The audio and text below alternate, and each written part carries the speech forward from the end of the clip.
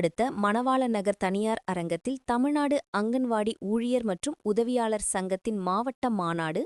மாவட்ட தலைவர் டி மணிமேகலா தலைமையில் நடைபெற்றது. இந்த மாநாட்டில் தமிழ்நாடு அங்கன்வாடி ஊழியர்கள் மற்றும் உதவியாளர்களை அரசு அலுவலர்கள் அல்லது ஊழியர்களாக மாற்றம் செய்து வரைமுறை செய்த ஊதியம் வழங்க வேண்டும், தேர்தலின் போது அளித்த வாக்குறுதிகளை நிறைவேற்ற வேண்டும், ஓய்வு பெறும் அங்கன்வாடி ஊழியர்களுக்கு குறைந்தபட்சம் ரூபாய் 9,600 வழங்க வேண்டும்,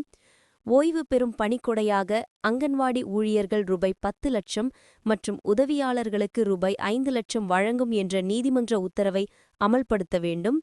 வீடில்லாதவர்களுக்கு பொருளாதார அடிப்படையில் இலவச வீடு வழங்க வேண்டும், குழந்தைகள் நலன் மற்றும் பாதுகாப்பு கருதி வாக்குச்சாவடி நிலை அலுவலர்களை அந்த பணியிலிருந்து விடுவிக்க உள்ளிட்ட தீர்மானங்கள் நிறைவேற்றப்பட்டன. இந்த மாநாட்டில் நிர்வாகிகள் காந்திமதிநாதன், ராஜேந்திரன், இளம்போவன் மற்றும் வட்டார நிர்வாகிகள் உட்பட சங்க நிர்வாகிகள் பலர் கலந்து கொண்டனர்.